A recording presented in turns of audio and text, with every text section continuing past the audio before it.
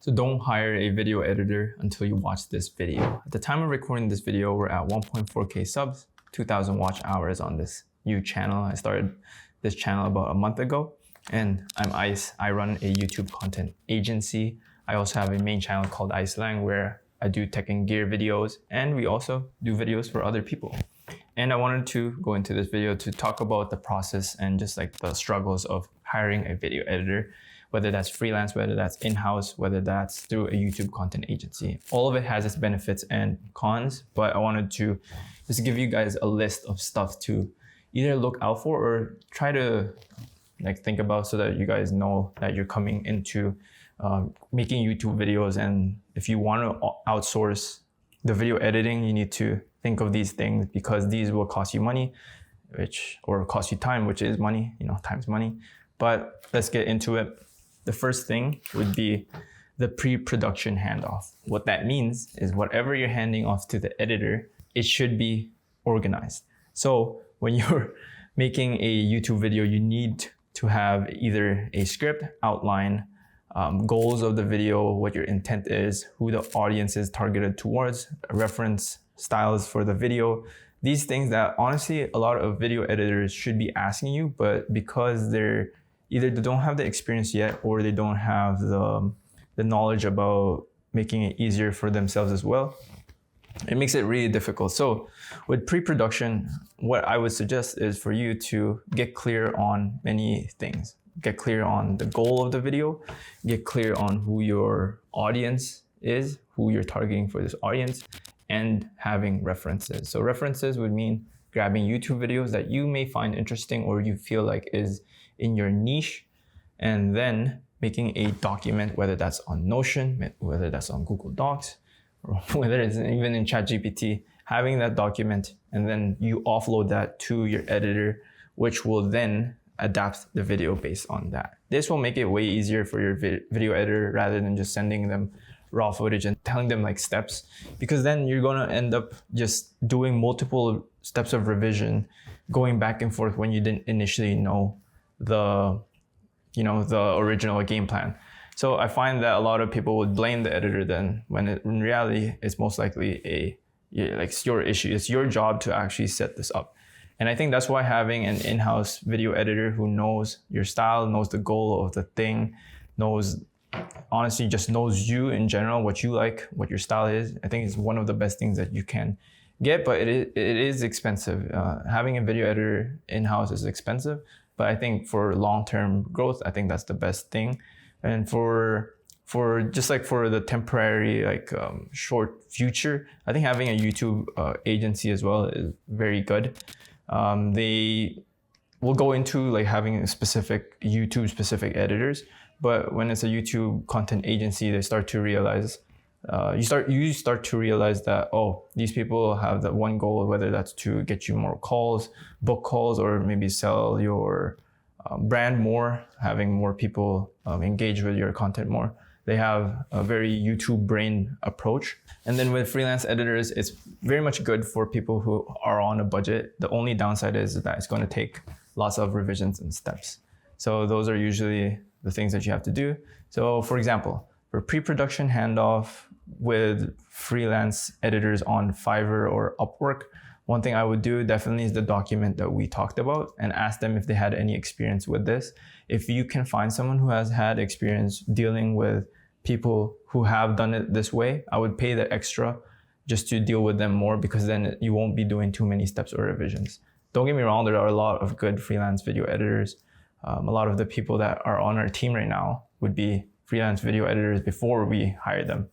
So pre-production handoff, and again, it's on you. The onus is on you to really dial in the pre-production so that these people aren't stressing. One way you can do that as well is having good camera equipment, having good audio, so that whenever they're editing, they're not having to do too much, because it does take toll on the system. Next thing I would suggest for you guys to really get good on is the editing language.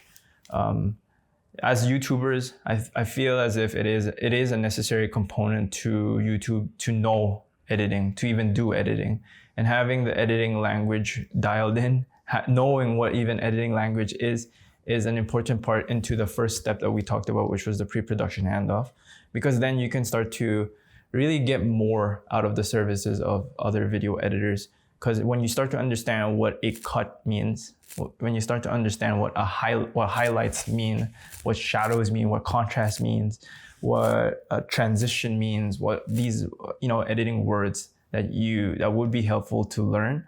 Once you start to understand that, you're going to unlock a different level of abilities from your video editor that you're hiring.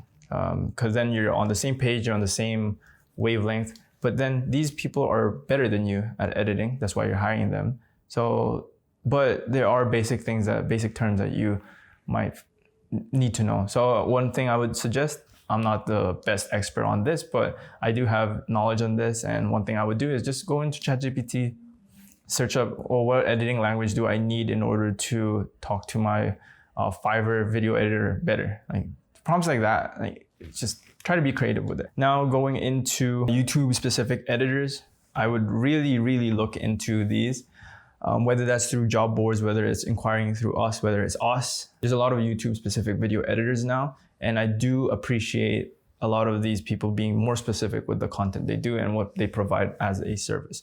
Because YouTube is its own platform. It has its own sort of a way of operating, right? YouTube videos have a longer shelf life. So when you're optimizing for that, when you're optimizing for call to actions for YouTube, it's a bit more different than, for example, Instagram Reels or maybe TikTok. These editors know what kind of call to action would drive towards your link. What kind of animations do better on YouTube. These video editors who are YouTube specific also understand the value of the intro, the first 30 seconds for retention. These video editors also know the value of throwing them into your YouTube flywheel. These things that a lot of different editors, maybe you're dealing with commercial editor. Maybe they're probably not going to be YouTube specific because they're in the production industry for maybe doing ads or creatives for these bigger brands. Those are maybe like a minute or 30-second campaigns. But for YouTube specific video editors, these people optimize for the 8 to 20 minute to the even hour kinds of edits. So they know what goes into editing a YouTube video. So I would really recommend going for a YouTube specific editor when you are looking to grow on YouTube. If you have a channel or a second channel, really look into a YouTube specific video editor. Now, let's go into the most difficult part of anything, any job, any business, is that the hiring process. I'm going to talk about a little bit of the hiring process that we do. I want to keep this a little bit more behind closed doors through a paywall. Like if you want the more detailed hiring process that we do, you can book a call, we can consult. But one thing that I would definitely ask when you are hiring a video editor, what content do you consume? When you ask this question, it tends to show a lot of people's either mindset or how they are as a person when you start to realize like content that they consume. If they're consuming mostly brain rot content, then most likely the content that will come out of the production work would be brain rot content. But if they are consuming more so, let's say business-minded content or maybe lifestyle content, then they're going to gear towards those avenues that are more so that style, right? So depending on what kind of content that you're doing, maybe if you're a vlog channel, you might want your editor to consume a lot of vlogs because vlogs have their own style of editing, believe it or not. But once you start to figure out like the content they consume, you can also start to choose which one you think is more valuable. Let's say you're running a business or an education-based YouTube channel that aims to book people like calls and aims to sell a service. So you might be looking at people who consume, let's say, Iman Ghazi or Dan Ko or who else? I can't name them top of my head, but people who consume like these kinds of content tend to be people who are, let's say, more in the business side of things or wanting to get into online entrepreneurship. Next thing that I would definitely consider with the hiring process is, can they export 4K? So you're paying for a service in order to get a specific result. And one of the results that is pretty much standard already on YouTube is that a lot of the videos are on 4K. If they can't if their computer can't export 4K, you can't really expect them to deliver things in a timely manner. This is way too common. It happens in our company itself. We've minimized this. We've really dialed down on only video editors that can export 4K and have really good computers. So the reason why you want to ask if they can export 4K is because you want to also isolate those people that can't, because then they won't be able to deliver on time. And that's just being as honest as we can. And you tend to want to get the best quality for your dollar. So I think this is a bare standard. Next thing you can ask with the hiring process is, can they handle, for example, color grades if you are if you shoot in log, if you shoot in raw format, can they handle color grades? Because that's very heavy on the computer as well. I would really consider paying that extra just to even get the ability to color grade. It is taxing on the system, so don't expect that it will be like cheap, but being able to color grade is a really good thing to have, especially if they know what they're doing. One thing I would also be careful of or be wary of is that some video editors, I'm not saying all of them, steal portfolio work. So this happened in our interview process. So I have a staffing agency which handles the hiring process. So that one's pretty much separate from my content agency. So that one incident that happened was we had an interview and I was pretty much suspicious, not really suspicious. I know these things happen. I just didn't expect it to happen to us. So we go into the interview, or we go into the first round. And I was usually on the first round, we don't do the immediate trial work as fast. We just want to get a glimpse of who they are as a person and then move from there. And the content creators that he was consuming was very much similar to the people that I also follow. So that would be, I think, Daniel Dalen. He was also into Tatsuki. He's a vlogger, cinematic, and Jamie Robbins. But one of his portfolio work, everything else looked pretty much like substandard. It wasn't as good, but one portfolio work he had was actually one of Jamie Robinson's video, and I followed Jamie on. I followed Jamie from Daniel Dalen's content. And he is the owner of Cinegram. So I was like, that must mean like this guy is actually good, or he's stealing the portfolio work that he's displaying there. So I asked him before we even went to the first round interview if he can provide a timeline, or he can explain to me how he edited that specific video on YouTube. And obviously, I'm telling you this story because he didn't push through it. He didn't pull through. So one way you can circumvent this is either hiring someone to do the hiring for you who knows about these kinds of things, or just ask them to display their timeline or talk about their edits. Usually you start to figure out if they know what they're talking about.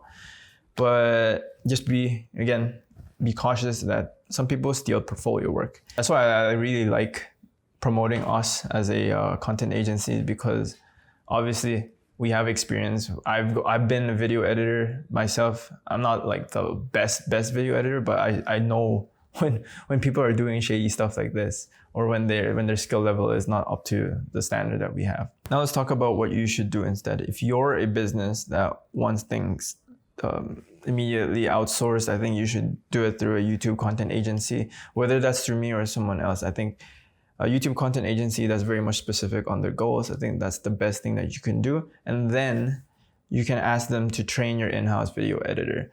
I offer this kind of service where we start off as done for you, and then we do a done with you service where I give the protocols, give every SOP that we have for the in-house video editor. I think Hormozy talked about this in $100 million leads, where the goal of an agency is they're only there for the temporary time until you take it in-house. Basically, you're absorbing all the information from the agency. You're paying that a bit more expensive price because then you're able to really pay the ignorance debt that you have, and then take the take the video editor in-house. So once the video editor is in-house, what I tend to do is I'll just talk to people.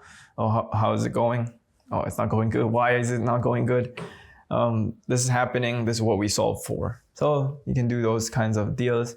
But again, if you're a business owner that you don't have time to think about these things, content agency, then in-house video editor. Now, if you're a content creator or a YouTube, if you have a YouTube channel and you want to start outsourcing, but you're kind of on a limited budget, definitely look into YouTube content agencies that are starting that offer one-off videos.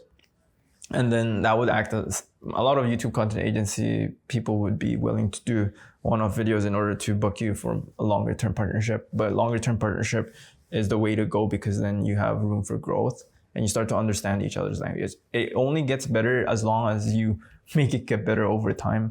You really need to optimize for these things, but one-off videos, start off with that and then build a long-term relationship, either with a content agency or your freelance video editor. The issue that with freelance video editors as well is that when it's not long-term, they're going to be looking for other clients that maybe distracts them from your content. So the time that they're spending on your content and understanding the way you work gets slowed down.